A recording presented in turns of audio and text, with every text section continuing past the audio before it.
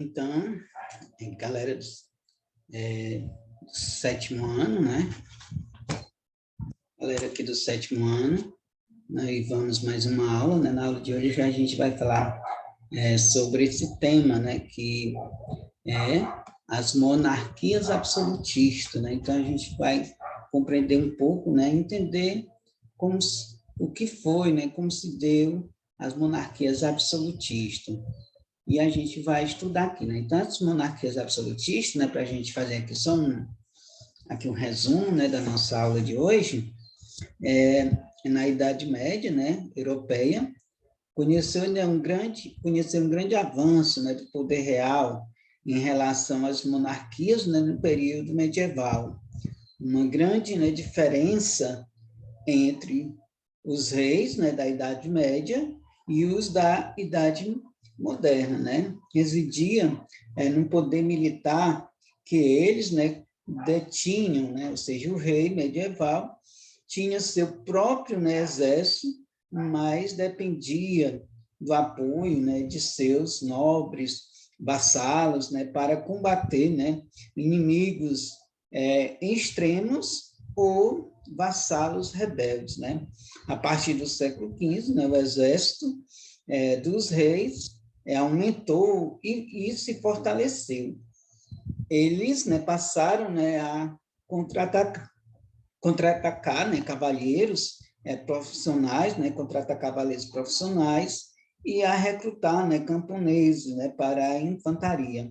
Os reis, né, criaram um exército, né, permanente, né, permitindo a eles submeter a maioria, né, dos nobres ao poder da monarquia. Uma característica, né, uma característica especial dos reis, né, absolutistas, né, consistia na crença, né, do povo de que eles eram capazes, né, de fazer milagres, como se o poder, né, do rei fosse sobrenatural. Na Idade Moderna, né, a crença era a de que o poder do rei vinha, né, de Deus, era divino. Muitos reis absolutistas, né, souberam, né, souberam se aproveitar disso. Então, aqui a gente tem, né, aqui um pequeno resumo, né, sobre as monarquias, né, absolutistas. E aqui a gente vai observar, né, os milagres reais, né? Aí nessa imagem, né, que vocês podem observar, nessa primeira imagem, de Luís, né, 9, né, na França, ele, né, a cura, né, as escrúpulas, né, de um súdito, né, ou seja, que está no Museu de Belas Artes, né, na França. Então, os milagres do rei, né? Então, quando a gente vai observar os milagres do rei, a gente vai observar, né, que Luís, né, 13, né, foi coroado rei da França aos 9 anos de idade, em 1610, né? Naquele ano, o menino Jean, aos 10 anos de idade, já trabalhava, né, como auxiliar de um perfumista, né, ou seja, em Paris. A criança, né, ela trabalhava desde muito cedo, né, naquele tempo. Jean era filho, né, de camponeses pobres, e aos 7 anos ele foi praticamente, né, vendido, né, e um mercador, né, que passou ao perfumista, né, tornou-se, né, um criado, né, doméstico, em troca, né, de casa e comida. Acordava às 6 horas, né, da manhã para servir o pão, o leite e o queijo para o patrão, né, e arrumar a oficina, né, de perfumes. Tarefa, né, que podia, né, durar horas. O fato, né, mais emocionante, né, que Jean presenciou quando o menino ocorreu, né, perto, né, do Palácio Real de Louvre, né? Ele levava, né, uma encomenda para o patrão quando viu, né, uma enorme fila, né, com pessoas ansiosas, né, para chegar perto, né, de Luís XIII. E o menino, né, recém-coroado, né? Mais do que aquelas pessoas esperavam do rei, né? O que eles esperavam do rei? Um milagre. Era um antigo costume da monarquia francesa e também, né, da inglesa, né, receber, né, ou seja, os súditos para curá-los, né, de uma certa, né, certa doença, né?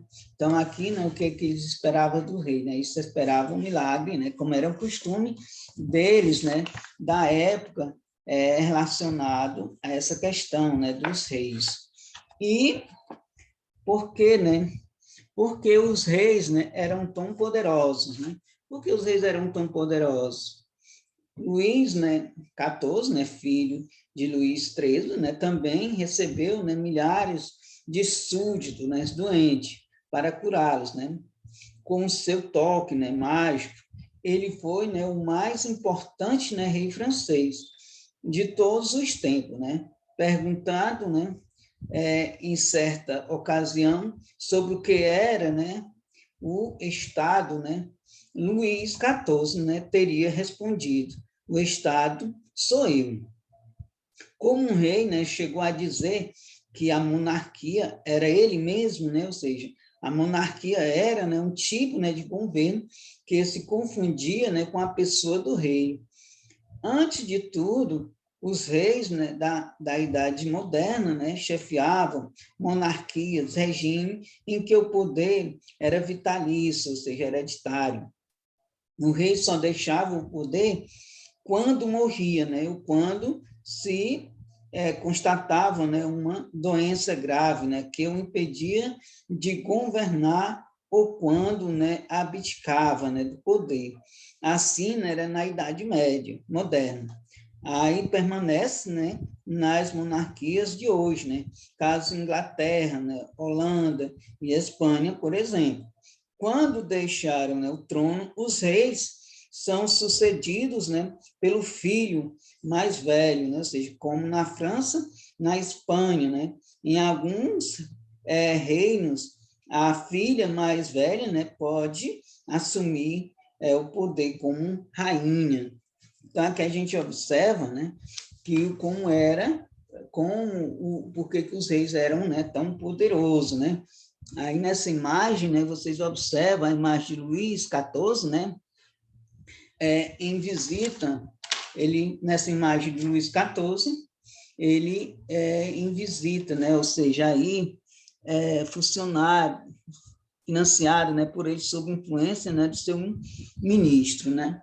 Então aqui a gente vai observar a monarquia, né, absolutista, né? Então quando a gente observa a monarquia absolutista, se comparados, né, os reis medievais, os reis da Idade Moderna, eram tão poderosos, né, que ficaram conhecidos, né, como monarcas absolutistas, né? O termo absolutista significa poder absoluto, né? Porque os reis concentravam, né, todo o poder em suas mãos, né? E faziam leis e mandavam, né, no governo, julgavam, né, os seus súditos. A palavra, né, do rei era absolutista, né? Era a lei. Na Idade Média, os reis, né, eles compartilhavam o poder, né, com os nobres, senhores, né, de feudos, duques, né, condes, marqueses. Em vários casos, né, os nobres eram mais poderosos, né, que os próprios reis, né, pela quantidade maior de vassalos, né, ou seja, cavalheiros prontos, né, a servir em guerra. A lealdade, né, militar de nobre vassalo, né, em relação ao outro nobre suzerano, em troca, né, de um benefício feudal, né, terras, valia mais do que a lealdade dos reis, né?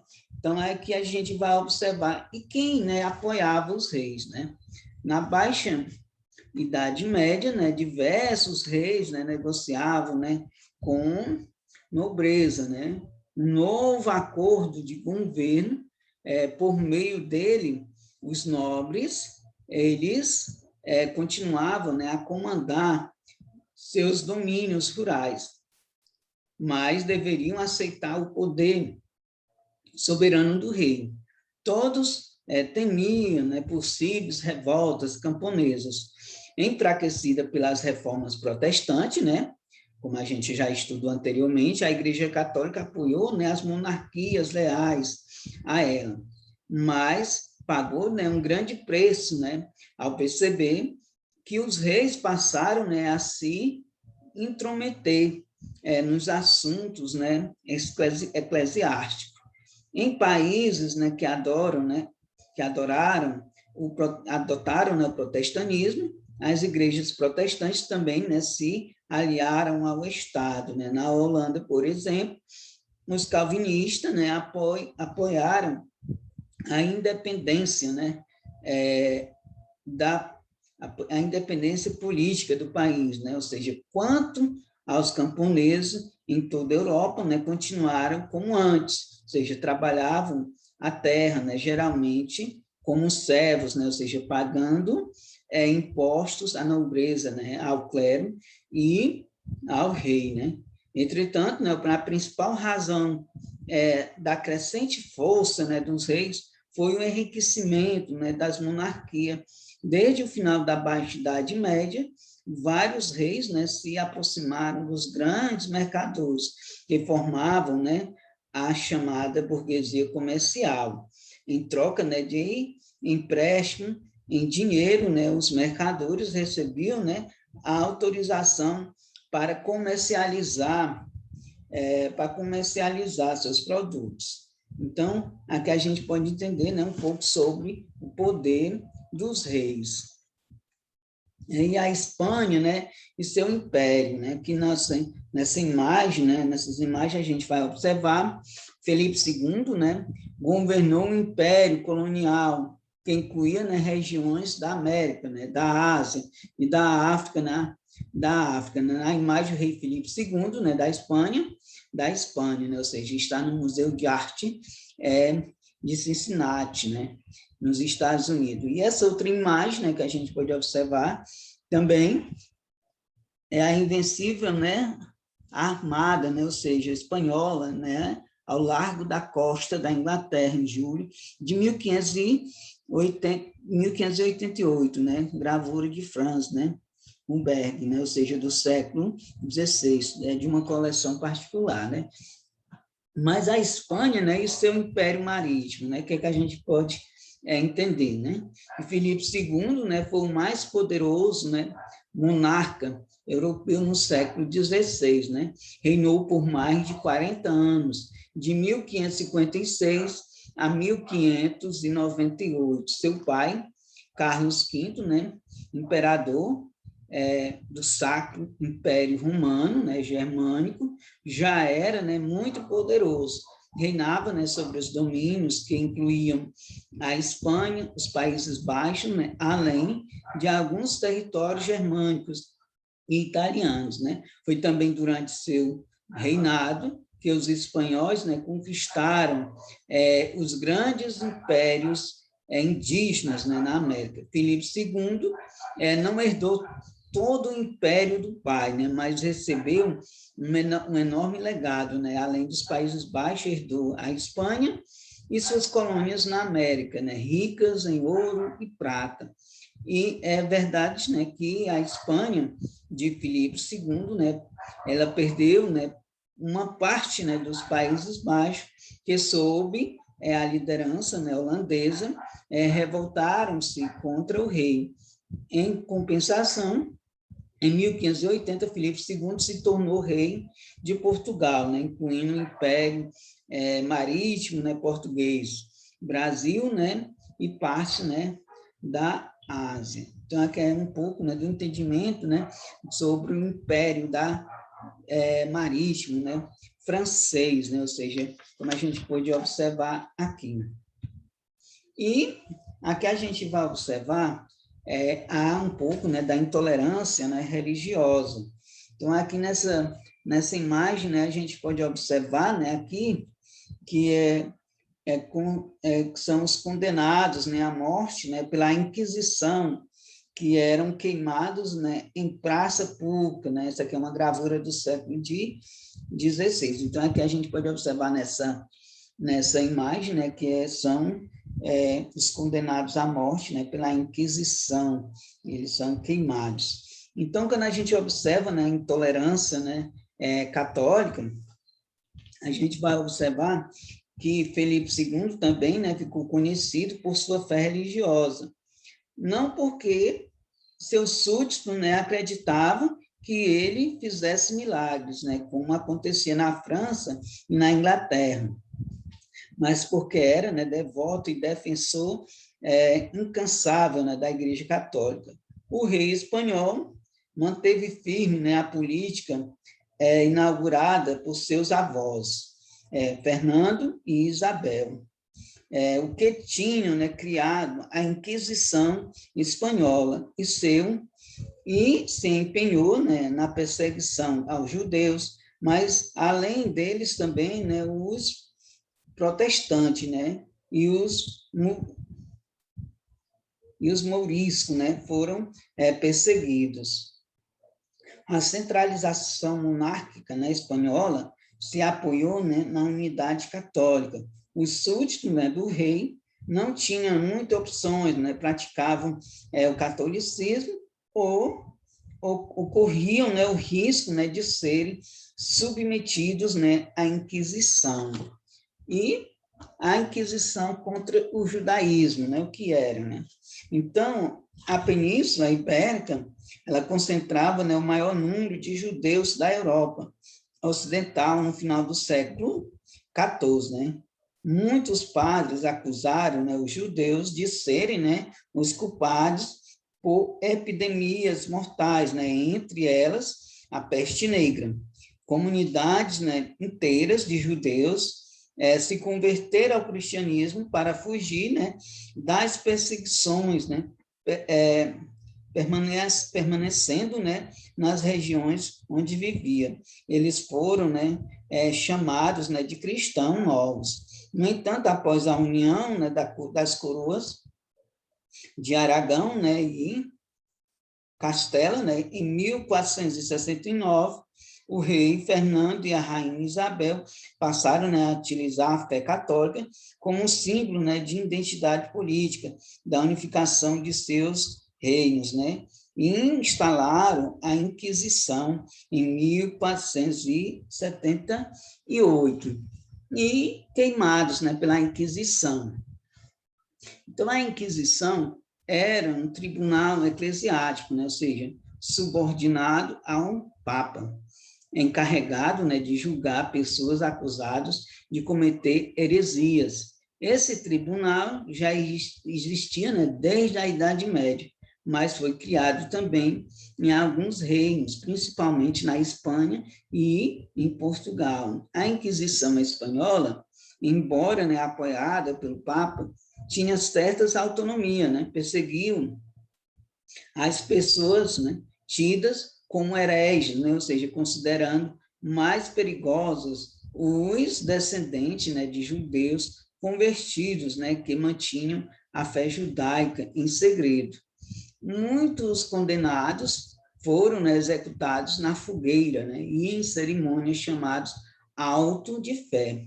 E tiveram, né, seus bens confiscados. A maioria, né, dos condenados foi banida, né, do lugar onde vivia ou sentenciada, né, em cárcere. Com o passar do tempo, muitos deles, né, não seguiam mais o judaísmo.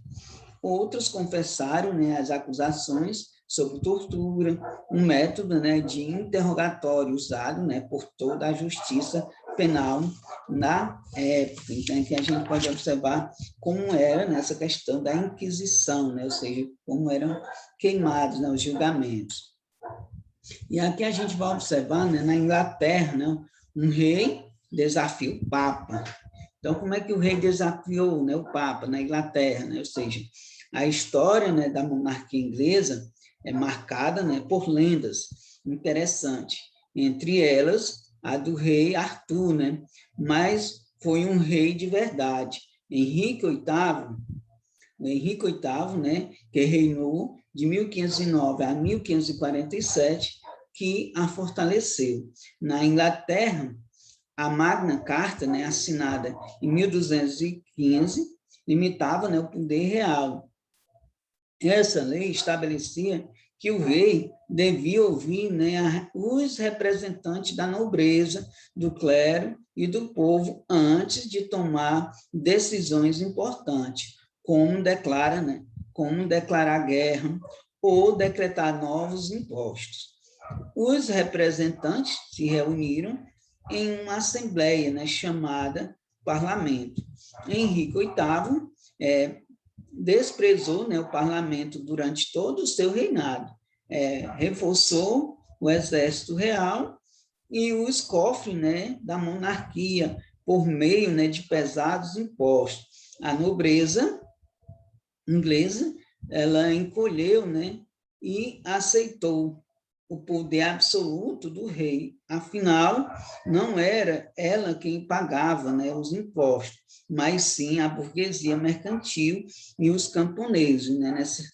Nessa imagem, né, a gente pode observar Henrique VIII. A gente observa que Henrique VIII, né, ele nesse painel, né, ou seja, foi durante, né, o reinado de Henrique VIII, né, que a Inglaterra se tornou uma monarquia absolutista. E aqui a gente vai observando, né, essa questão, né, ou seja, da Inglaterra, né, como se deu, né? Então, aqui a gente observando esses pontos, né, que nessa outra imagem a gente pode ver, né, a questão do comando, né, da igreja, né? Ou seja, o comando da igreja nessa época. Outro ato mais usado, né, de Henrique VIII ocorreu em 1527, quando ele solicitou, né, a autorização do Papa para anular, né, seu casamento com a rainha Catarina, né, uma princesa espanhola. Henrique VIII alegava que a rainha só tinha dado à luz uma filha e o rei queria um herdeiro homem. Sabendo que a Igreja Católica estava fragilizada por causa da reforma protestante, Henrique supôs que o Papa anularia seu casamento para evitar mais confusões, mas o Papa negou o pedido, pois o matrimônio católico é tido, né, como um sacramento indissolúvel, isto é, não pode ser rompido. Foi então que Henrique VIII, né, rompeu com a igreja e fundou, né, uma religião cristã, né, exclusiva da Inglaterra, a anglicana. Então, ou seja, quando o Henrique VIII ele rompe, né, com a igreja, então ele cria, né, uma igreja exclusiva na Inglaterra, que é a anglicana. E aqui a gente vai observar a sucessão de Henrique VIII, né? Então a gente observa que o Henrique VIII ele foi morto em 1547. Foi sucedido, né, pelo filho Eduardo VII, né, que morreu em 1553, antes de completar 16 anos. A Inglaterra, né, mergulhou, então, em uma crise política.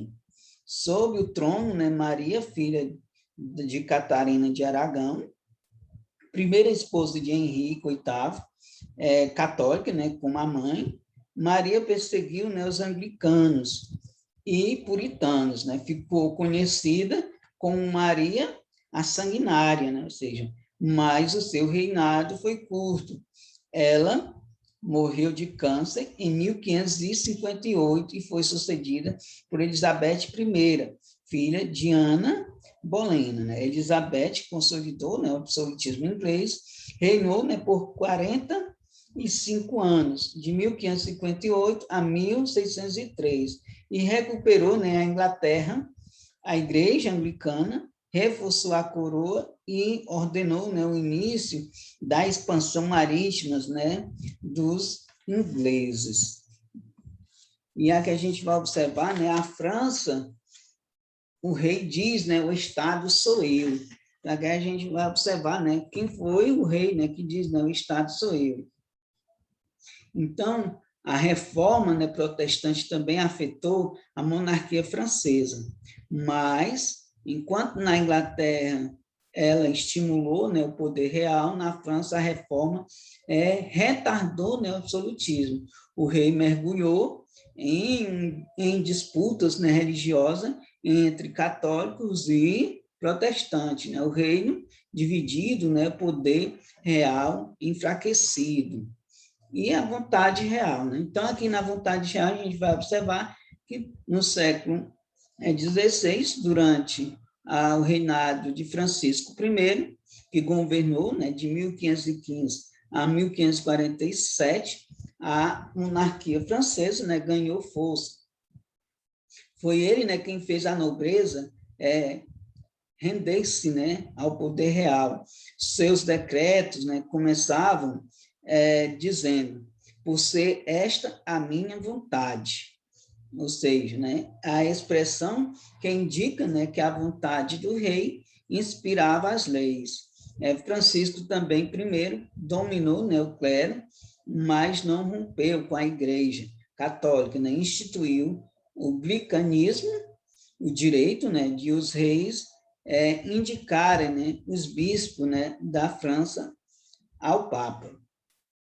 A morte de Francisco I, né, coincidiu com a expansão, né, do calvinismo no reino. Muitos franceses, né, aderiram à reforma protestante, inclusive na corte. A disputa, né, religiosa se misturou, então, com a luta política. Nenhum rei conseguia resistir, né, por muito tempo. Muitos deles, né, foram, né, assassinados. E aí, nessa imagem, né, e a gente pode observar aí a figura, né, de Francisco I, né?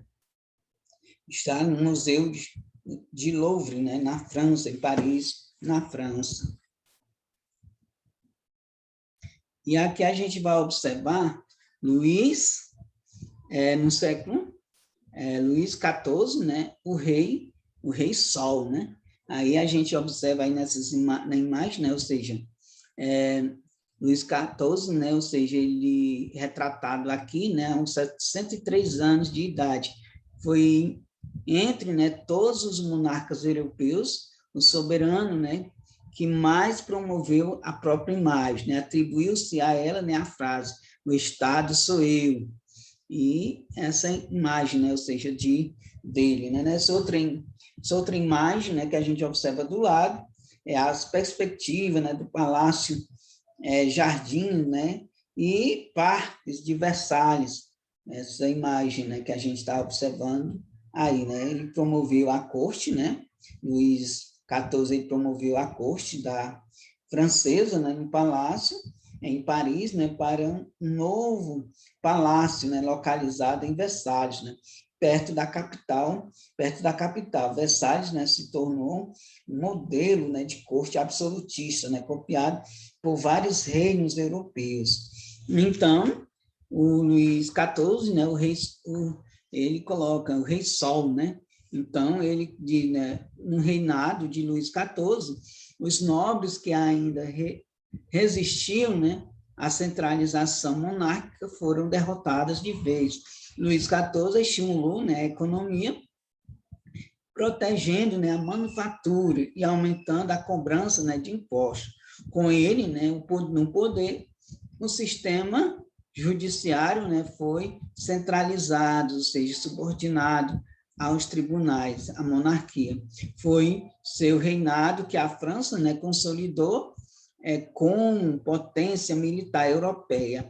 O exército e a marinha reais foram modernizadas e fortalecidas. A França venceu diversas guerras contra vizinhos, né, e ampliou seu território na Europa, incorporou, né, colônias na América, valiosas ilhas, né, no Caribe, como Martinica, né, e o futuro Haiti, que é hoje Haiti, né, que produzia, né, o açúcar de grande qualidade. Então, aqui a gente pode observar, né, essa questão do Luís XIV, né, também conhecido como Rei Sol.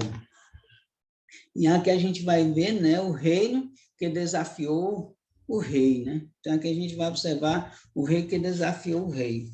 Então, a gente observando, né, por tudo o que vimos, né, até aqui, era difícil, né, alguém ousar, né, derrubar qualquer rei. Se alguém tentasse, né, correria sério risco, né, de ser executado em praça pública.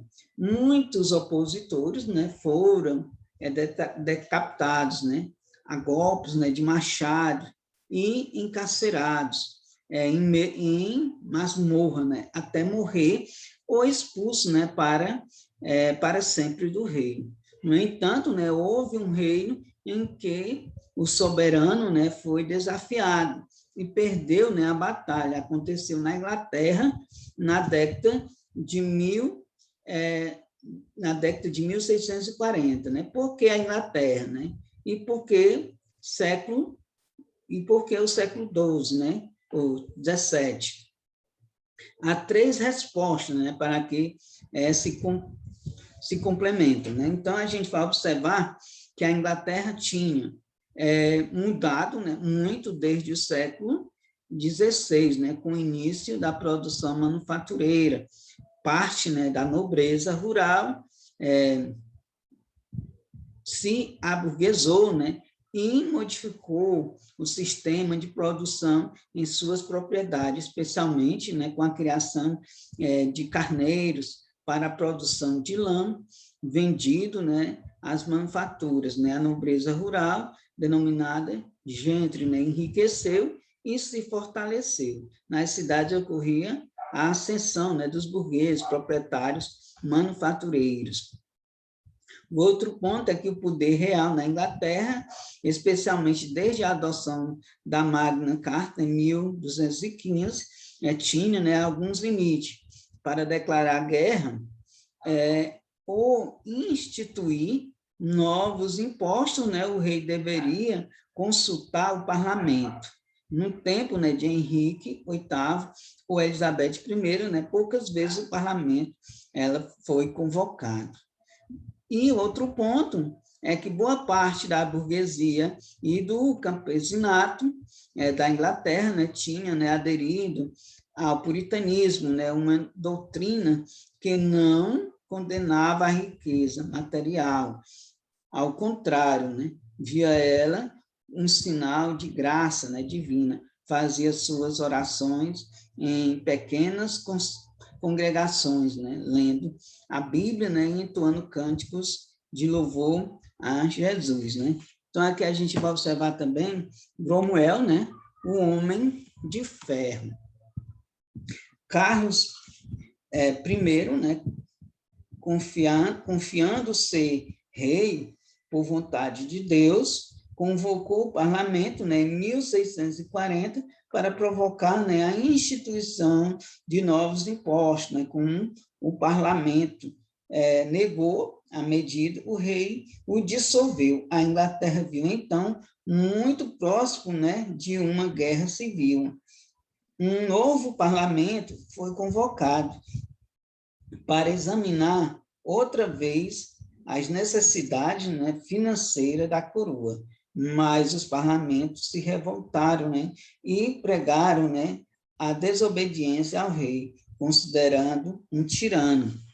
E o grande líder, né, do parlamento rebelde, que fazia oposição ao rei, era Oliver Cromwell, né, proprietário rural e puritano, né, radical.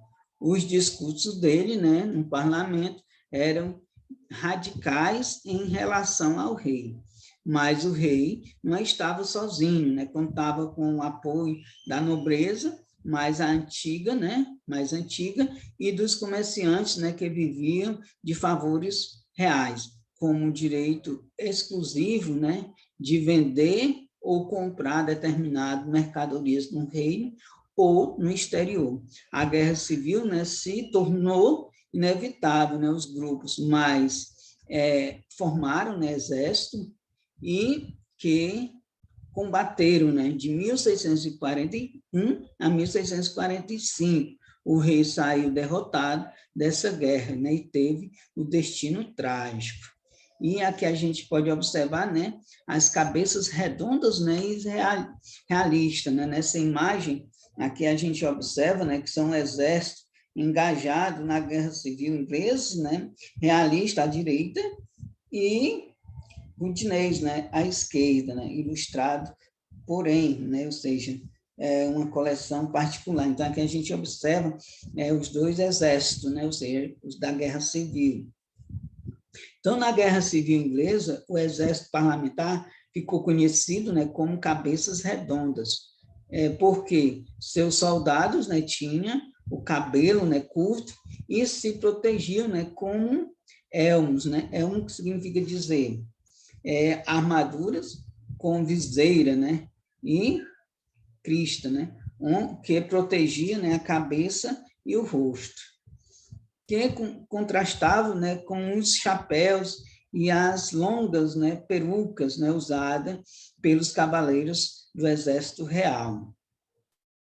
A principal novidade, né, do Exército Parlamentar residia, né, no fato de os soldados servirem, né, em tempo integral, né, recebendo intenso treinamento para o combate. Esse exército, né, era liderado por nobres defensores de causas parlamentares. E com isso, né, tem a questão, né, a gente vai ver do trono, sem trono e sem cabeça, né? Então, ou seja, reconhecida a derrota, Carlos I, né, se refugiou na Escócia, né, e acabou sendo, né, entregue à Inglaterra pelos nobres escoceses em 1647, em troca, né, de 40 mil libras de ouro, né, peso em Londres. O rei tentou, né, conspirar com seus antigos, né, aliados e até com nobres franceses, mas nada conseguiu. Julgado pelo parlamento por crime de traição, Carlos I foi condenado à morte, né? Morreu, né, decapitado, né, em 1649, por isso, né, sem trono e sem cabeça, ou seja, ele foi decapitado. E o absolutismo, né, sem rei, ou seja, a Inglaterra se transformou em uma ditadura, né? Oliver Cromwell, né, proclamou a República e acumulou imenso poder, né? Inventou para si o título, né, de Lorde, né, protetor da Inglaterra, Escócia e Irlanda, né? Chegou, né, a dissolver o parlamento em 1653. Logo ele, né, que tinha liderado a revolta, né, do parlamento contra o rei. O governo de Cromwell deu enorme, né, impulso à economia inglesa, né, com destaque para a expansão colonial. Diversas ilhas do Caribe pertencentes, né, à Espanha, como Jamaica, foram tomadas, né, pelos ingleses. Algumas delas, né, se tornaram, né, importantes centros produtores, né, de açúcar. Em 1651, Cromwell ele conseguiu, né, aprovar o Atos, né, de navegação reservado aos navios ingleses, né, o direito exclusivo de negociar, né, aos produtos, né, coloniais com a Inglaterra. O país se tornou, né, a maior potência marítima europeia. E apesar de Cromwell liderar um grande avanço da economia, os grupos, né, dominantes na Inglaterra não suportavam, né, a mão de ferro do seu governo. Morto em 1659, né, foi substituído pelo filho, Richard, né, que logo foi deposto, pois não tinha, né, prestígio do pai. A monarquia foi, então, né, restaurada com o filho, né, de Carlos I, o rei decapitado. O novo rei foi coroado, né, como Carlos II, em 1660. E aqui a gente vai observar, né, o fim do absolutismo, né, da Inglaterra e a Revolução Gloriosa, né? Então aqui a gente vai poder entender, né, que o absolutismo inglês, né, não durou muito, né, apesar da restauração da dinastia Stuart em 1660, com a ascensão, né, ao trono de Carlos II, quem tentou e não cometer, né, o mesmo erro do pai, decapitados, né? Governou com o parlamento e no seu reinado, né, dois partidos, né, se estruturaram, o liberal e o conservador. E algumas leis, né, progressistas, né, foram aprovadas, mas as lutas religiosas, né, não deram tréguas durante seu governo. E católico, Carlos II, né, permitiu que sua religião fosse, né, tolerada na Inglaterra. Morreu em 1685. Como não tinha filhos, foi sucedido pelo irmão e duque, né, de York, com o nome, né, de Jaime II, também católico. Os dias, né, de tolerância, porém, estavam contados. Os adversários do rei no parlamento consideraram, né, que a reforma tinha de começar pela deposição, né, da dinastia Stuart. Conseguiram, né, com o apoio do príncipe Guilherme de Orange, né, o holandês, genro do rei, que desembarcou na Inglaterra com um exército. Não houve resistência. Jaime II foi abandonado, né, por suas tropas, sem guerra e sem sangue.